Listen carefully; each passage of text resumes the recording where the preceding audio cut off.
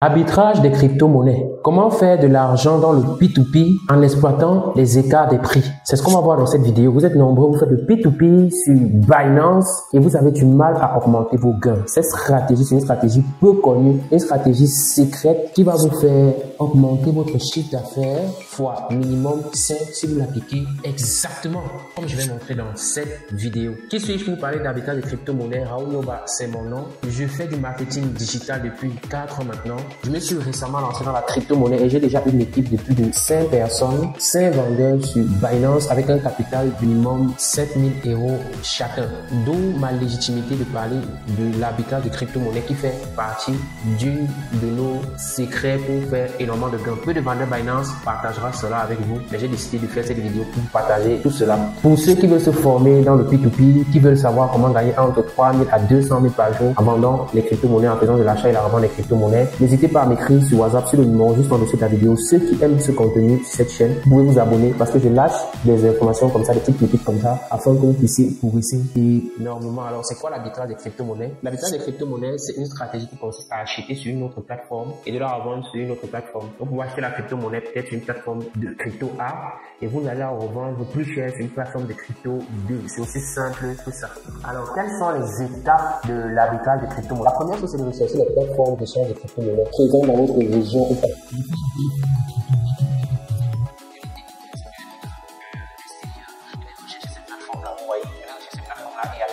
Là-bas et transférer. La deuxième étape, c'est de notifier les écarts des prix. Il faudrait que vous rassuriez sur la plateforme A en question, sur laquelle vous pouvez acheter la crypto-monnaie pour revendre sur la plateforme B. Les frais sont énormes, en fait, les gains sont énormes. Il y a des grands écarts les frais. Alors, c'est très cher. Par exemple, si vous achetez la crypto-monnaie sur la plateforme A, pour la revendre sur la plateforme B, les prix soient très abordables et que les frais transaction vous soit également profitable. Donc, une fois après avoir acheté, la deuxième étape, ce sera de transférer cela vers votre plateforme B. Vous pouvez utiliser certains réseaux comme ERC20, comme BNB20 qui consomment. Utilisez le réseau qui va vous coûter le moins cher possible en fonction de la plateforme également. Et vous pouvez répéter ce processus après avoir vendu sur la plateforme B. Rassurez-vous que la plateforme B a énormément de trafic. Si la plateforme B n'a pas de trafic, vous n'allez pas pouvoir revendre. Vous voyez un peu. Voilà. Donc, si vous pensez par exemple acheter la crypto-monnaie sur une plateforme A, et que cette plateforme n'a pas énormément de trafic, vous voyez, ou bien s'il y a du trafic là-bas et que vous revenez sur la plateforme B pour revendre, il n'y a pas des acheteurs, vous allez perdre votre argent, vous allez durer le prix de la crypto-monnaie risque fluctuer. Donc rassurez-vous que les différentes plateformes sur lesquelles vous achetez la crypto-monnaie, qu'il y a du trafic, n'achetez pas la crypto-monnaie sur une première plateforme et ça ne marche pas, vous venez dire ok, Raoul nous a donné des faux conseils, ces conseils ne marchent pas du tout. Non, pas du tout. Appliquez ces conseils, sinon ça ne va vraiment pas marcher. Pour faire de l'arbitrage, voici ce dont vous avez vraiment besoin. Vous avez besoin d'un compte sur plusieurs plateformes d'échange. Donc, vous pouvez créer votre compte sur au moins 5 plateformes d'échange. En ce qui concerne les plateformes d'échange, il y a Binance, Passful, ils sont nombreux. Vous allez faire vos recherches, vous allez comparer les prix. Vous aurez besoin de suivre les prix tout le temps. Il y a des logiciels pour pouvoir suivre les prix tout le temps de façon régulière. Et ensuite, vous aurez besoin d'un portefeuille crypto-monnaie et vous aurez besoin d'un réseau sur lequel vous allez transférer la crypto-monnaie. Pour ça, ce sont les 4 éléments indispensables pour pouvoir faire de l'arbitrage des crypto-monnaies. Je vais résumer pour que vous compreniez bien. La première chose, c'est quoi? Il faut avoir des comptes sur plusieurs plateformes d'échange. Ça veut dire quoi?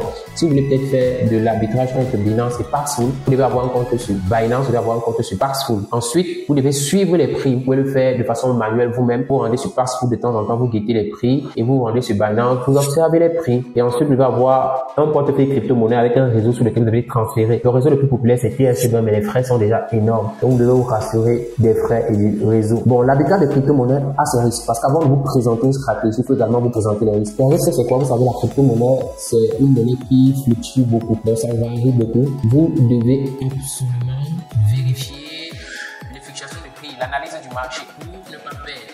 Vous devez vérifier les frais de transaction. Il y a certaines plateformes où les frais sont énormes. Vous essayez de faire de l'arbitrage, vous n'allez pas vous en sortir. Vous devez vérifier également les risques de sécurité. Il y a des plateformes de crypto-monnaies qui arnaquent énormément, qui peuvent même fuir avec votre argent. Vous devez faire très attention, vérifier la fiabilité de cette plateforme. Dans cette vidéo, je n'ai présenté aucune plateforme sur Binance donc j'utilise, mais je ne suis pas garant de votre investissement en ligne. Pour terminer, je vous conseille énormément de faire l'arbitrage de crypto-monnaies si vous voulez augmenter votre chiffre d'affaires. C'est pas la seule stratégie, il en existe plusieurs, mais c'est l'une des meilleures stratégies que nous utilisons pour augmenter notre chiffre d'affaires en ce qui concerne l'achat et la revente des crypto-monnaies. Mais pour le faire, prenez en compte les risques de ce que cela peut vous coûter. Parce qu'il y a certaines plateformes où il y a énormément de scammers, d'arnaqueurs et vous pouvez perdre tout votre capital, cramer votre compte. J'espère que vous avez aimé cette vidéo. N'hésitez pas à vous abonner sur la chaîne, c'est pas encore fait. Lâchez un pouce bleu, ça aide énormément à référencer ce genre de vidéos. Partagez cette vidéo à un vendeur de crypto-monnaies qui souhaite augmenter son chiffre d'affaires. Si vous voulez vous former dans le P2P, gagner minimum 3 000 à 200 000 par jour et plus même, vous pouvez m'écrire sur WhatsApp sur le numéro juste en dessous de la vidéo. Il me fera un plaisir de vous présenter les modalités. Vous pouvez faire le P2P, qu'importe le pays dans lequel